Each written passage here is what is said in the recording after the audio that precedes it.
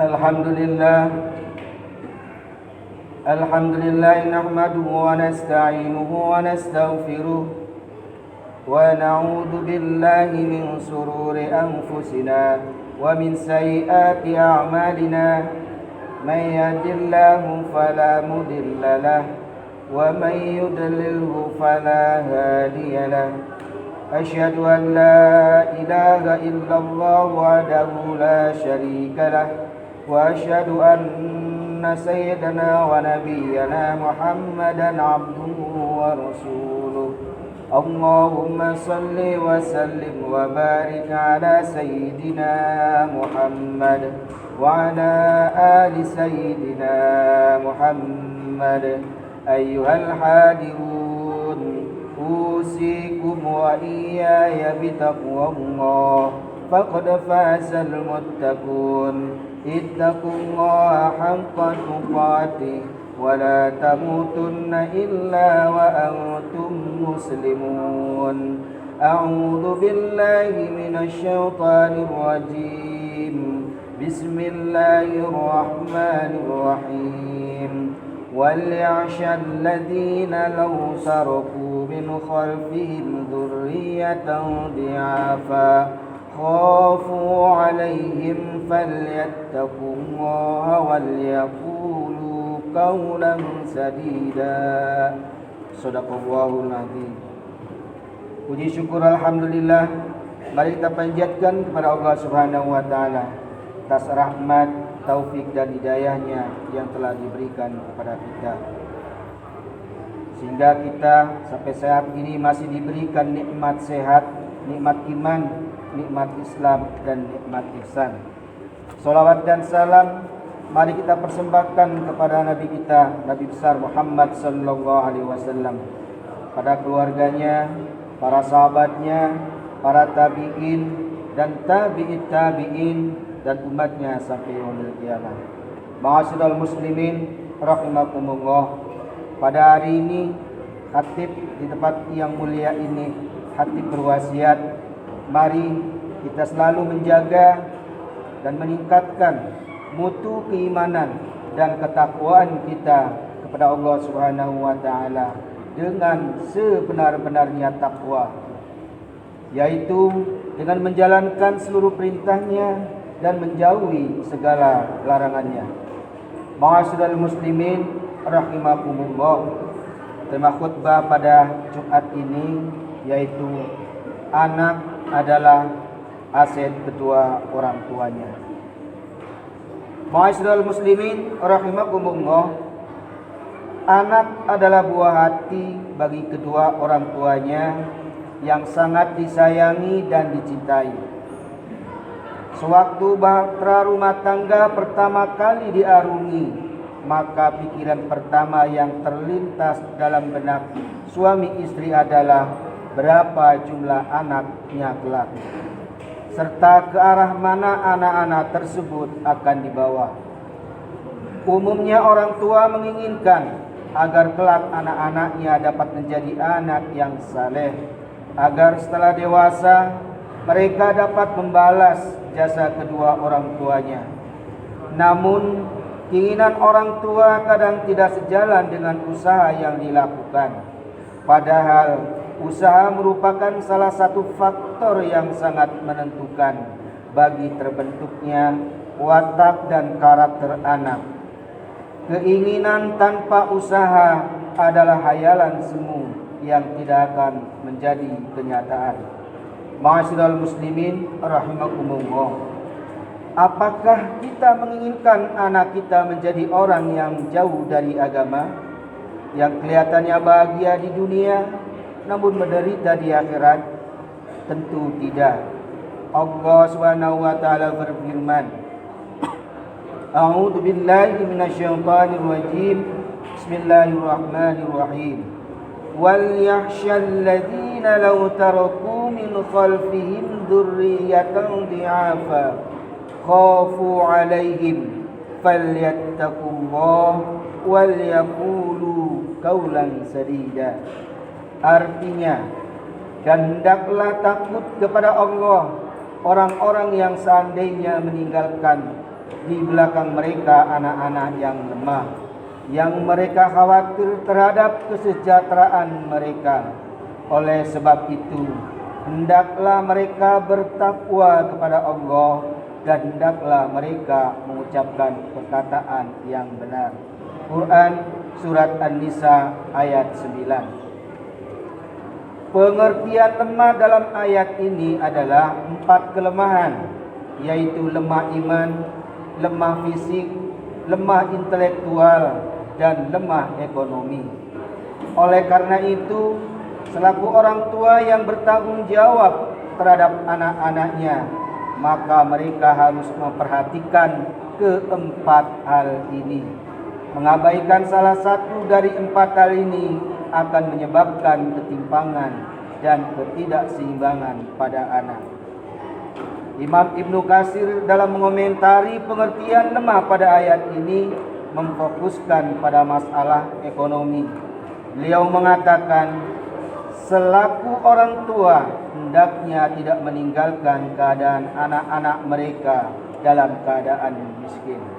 Tafsir Ibnu Katsir juz 1 ayat halaman 432. Dan terbukti berapa banyak kaum muslimin yang meninggalkan akidahnya di era ini akibat keadaan ekonomi mereka yang berada di garis kemiskinan. Ma'asyiral muslimin rahimakumullah. Banyak orang tua yang mementingkan perkembangan anak dari segi intelektual, fisik, dan ekonomi semata dan mengabaikan perkembangan iman. Orang tua terkadang berani melakukan hal apapun yang penting kebutuhan pendidikan anaknya dapat terpenuhi. Sementara untuk memasukkan anak-anak mereka di TK Al-Quran, di TPK atau di TPQ Al-Quran terasa begitu enggan. Padahal aspek iman merupakan kebutuhan pokok yang bersifat mendasar bagi iman. Ada juga orang tua yang menyeimbangkan penuhan kebutuhan bagi anak-anak mereka dari keempat masalah pokok di atas. Namun usaha yang dilakukan ke arah tersebut sangat diskriminatif dan tidak seimbang. Sebagai contoh, orang tua yang dalam usaha mencerdaskan anaknya dari segi intelektual telah melaksanakan dengan cukup maksimal segala sarana dan prasarana ke arah tercapainya tujuan tersebut dipenuhinya dengan sungguh-sungguh. Namun dalam usahanya memenuhi kebutuhan anak dalam hal keimanan, orang tua terlihat setengah hati. Padahal mereka telah memperhatikan anaknya secara bersungguh-sungguh dalam hal segi otaknya. Di bawah ini kami ketengahkan beberapa langkah yang cukup representatif dan membantu mewujudkan keinginan tersebut. Yang pertama, opini atau persepsi orang tua atau anak yang saleh tersebut harus benar-benar sesuai dengan kehendak Islam berdasarkan Al-Quran. Rasulullah SAW bersabda, "Idza mata ibnu Adam in qata'a amaluhu illa min salasin, shadaqatin jariyah aw ilmin yuntafa'un bi, aw waladin shalihin yad'u lah." Artinya, jika wafat anak cucu Adam, maka terputuslah amal-amalannya kecuali 3.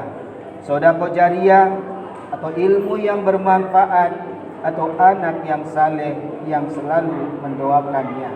Hadis riwayat Muslim. Dalam hadis ini sangat jelas disebutkan ciri anak yang saleh adalah anak yang selalu mendoakan kedua orang tuanya. Sementara kita mengetahui bahwa anak yang senang mendoakan orang tuanya adalah anak yang dari kecil telah terbiasa terdidik dalam melaksanakan kebaikan, melaksanakan perintah Allah dan menjauhi larangannya. Anak yang saleh adalah anak yang tumbuh dalam naungan agamanya, maka mustahil ada anak dapat bisa mendoakan orang tuanya jika anak tersebut jauh dari agama, selalu melanggar perintah Allah dan senang bermaksiat. Anak yang senang bermaksiat kepada Allah jelas akan jauh dari Allah, dan kemungkinan besar senang pula nantinya melawan kedua orang tuanya. Ma'asyiral muslimin rahimakumullah. Yang kedua adalah menciptakan lingkungan yang kondusif ke arah terciptanya anak yang salihah, yang saleh dan salihah. Ketiga, lingkungan ini yang pertama adalah lingkungan keluarga. Lingkungan keluarga merupakan sebuah institusi kecil di mana anak mengawali masa-masa pertumbuhannya. Keluarga juga merupakan madrasah bagi sang anak. Pendidikan yang didapat merupakan fondasi baginya dalam pembangunan watak, kepribadian, dan karakternya. Jika anak dalam keluarga senantiasa terdidik dalam warna keislaman, maka kepribadiannya akan terbentuk dengan warna keislaman pula. Namun sebaliknya, jika anak tumbuh dalam suasana yang jauh dari nilai-nilai keislaman, maka jelas kelak dia akan tumbuh menjadi anak-anak yang tidak bermoral. Untuk itu orang tua harus dapat memanfaatkan saat-saat awal anak, di mana anak kita mengalami pertumbuhannya, dengan cara menanamkan dalam jiwa anak kita kecintaan terhadap agamanya, cinta terhadap agama Allah dan kepada Rasulnya, sehingga ketika anak tersebut berhadapan dengan lingkungan lain, anak tersebut memiliki daya resistensi yang dapat menangkal setiap saat pengaruh negatif yang akan merusak dirinya. Yang kedua adalah lingkungan sekolah. Sekolah merupakan lingkungan di mana anak-anak kita berkumpul bersama teman-temannya. Dalam kondisi seperti ini, sekolah banyak yang diliburkan karena pandemi. Adalah kegiatan rutin mereka di sekolah. Sekolah juga merupakan sarana yang cukup efektif dalam membentuk watak dan karakter anak. Di sekolah anak-anak akan saling mempengaruhi sesuai dengan watak dan karakter yang diperolehnya dalam keluarga mereka masing-masing. Anak yang terdidik secara baik di rumah tentu akan memberi pengaruh yang positif terhadap teman-temannya. Sebaliknya, anak yang di rumahnya kurang mendapat pendidikan yang baik tentu akan memberi pengaruh yang negatif menurut karakter dan watak sang anak. Yang C, yaitu lingkungan masyarakat. Masyarakat adalah komunitas yang terbesar dibandingkan dengan lingkungan yang kita sebutkan tadi. Karena itu, pengaruh yang ditimbulkan dalam merubah watak dan karakter anak jauh lebih besar. Jika setiap orang merasa tidak memiliki tanggung jawab dalam hal beramar ma'ruf nahi munkar, maka segala kemungkaran bermunculan dan merajalela di tengah masyarakat kita. Padahal kedudukan kita sebagai umat yang terbaik yang dapat memberikan ketentraman bagi masyarakat kita hanya dapat tercapai jika setiap individu muslim secara konsisten menjalankan amar ma'ruf nahi munkar. Padahal kita tahu bersama bahwa amar ma'ruf nahi munkar adalah kewajiban individu kita masing-masing. Allah berfirman dalam Al-Quran, وَلْتَكُنْ مِنْكُمْ أُمَّةٌ يَدْعُونَ إِلَى الْخَيْرِ وَيَأْمُرُونَ بِالْمَعْرُوفِ وَيَنْهَوْنَ عَنِ الْمُنْكَرِ وَأُولَئِكَ هُمُ الْمُفْلِحُونَ. Dan artinya, dan hendaklah ada di antara kamu segolongan umat yang menyuruh kepada kebajikan, menyuruh kepada ma'ruf dan mencegah dari yang mungkar.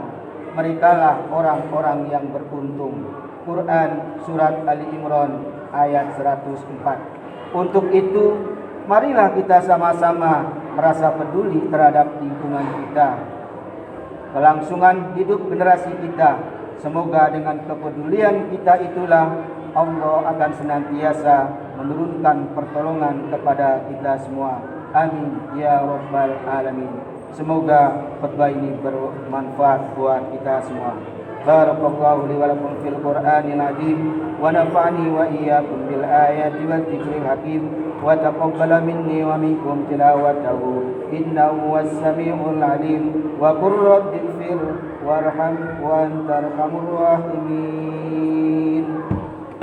Allahumma shalli ala sayyidina Muhammad wa ala ali sayyidina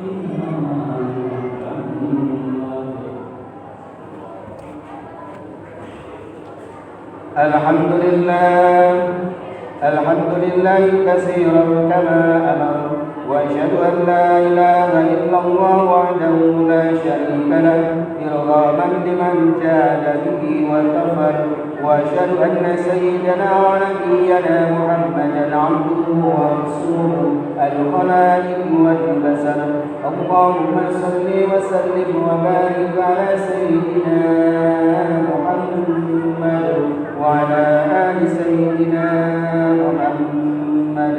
أيها الحاضرون أوصيكم ونفسي بتقوى الله فقد فاز المتقون. اتقوا الله حق تقاته ولا تموتن إلا وأنتم مسلمون. أعوذ بالله من الشيطان الرجيم. بسم الله الرحمن الرحيم. إن الله وملائكته يصلون على النبي يا أيها الذين آمنوا صلوا عليه وسلموا تسليما. صدق الله العظيم وصدق رسوله النبي الحبيب الكريم ونحن على ذلك من الشاهدين والساكنين والحمد لله رب العالمين.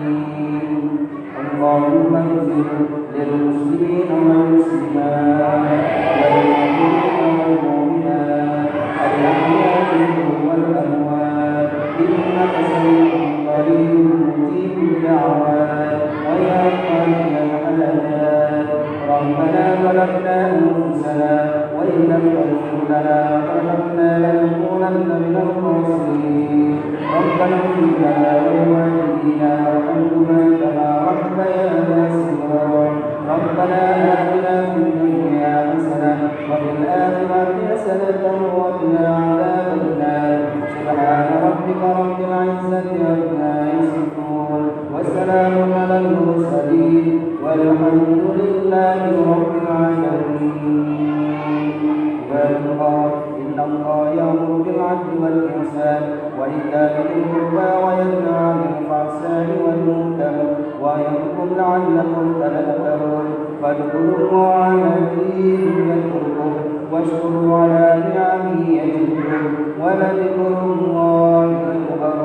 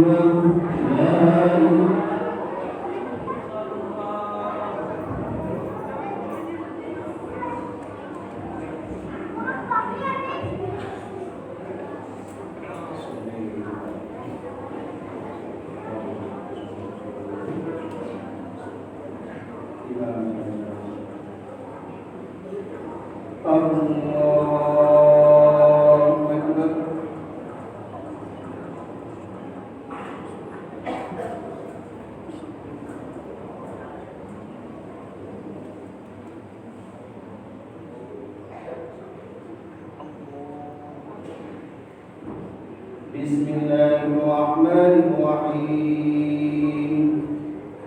Alhamdulillahi rabbil alamin.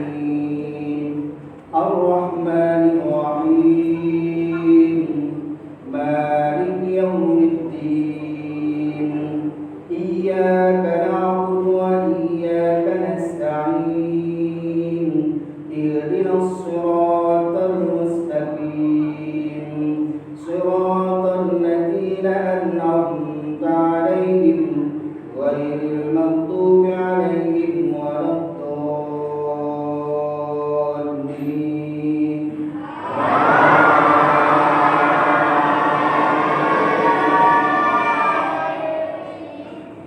بسم الله الرحمن الرحيم والفجر وليال عشر والشفع والوتر والليل إذا يسر هل في ذلك قسم لذي حجر ألم تر كيف فعل ربك بعاد إرم ذات العماد التي لم يخلق مثلها في البلاد وثمود الذين جابوا الصخر بالواد وفرعون ذي الأوتاد الذين طغوا في البلاد فأكثروا فيها الفساد فصب عليهم ربك صوت عذاب إن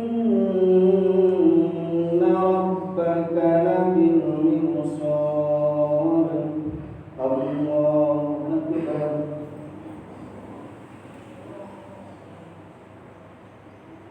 سمع الله لمن حمده.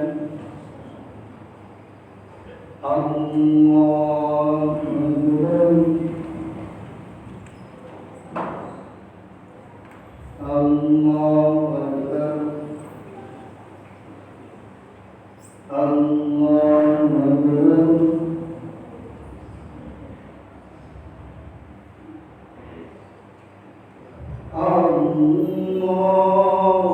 الله أكبر. بسم الله الرحمن الرحيم الحمد لله رب العالمين الرحمن الرحيم مالك يوم الدين إياك نعبد وإياك نستعين اهدنا الصراط المستقيم صراط الذين أنعمت عليهم غير المغضوب عليهم ولا الضالين.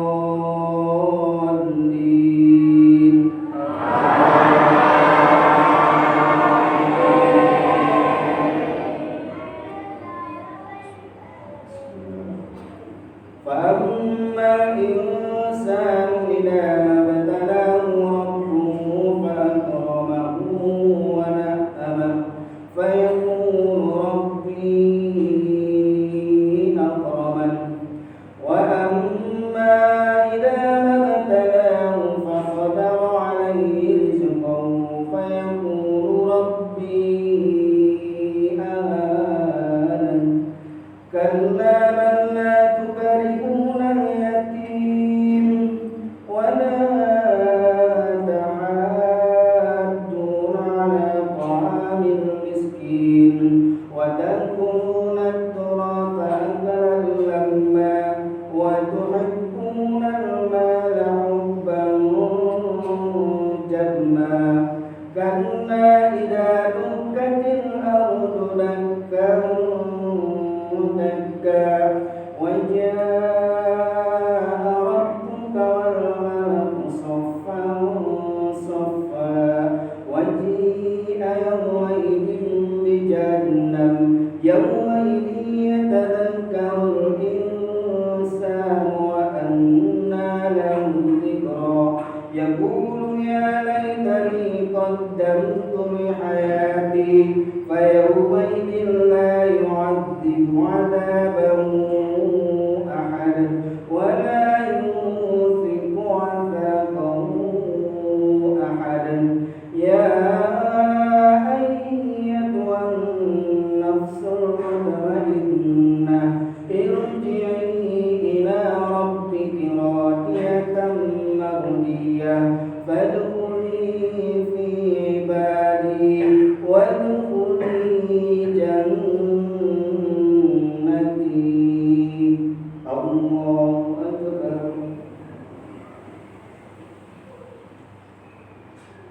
سمع الله لمن حمده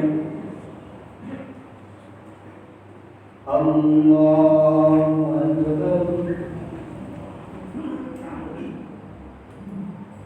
الله أكبر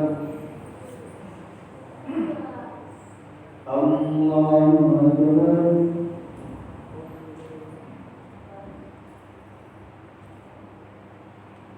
الله أكبر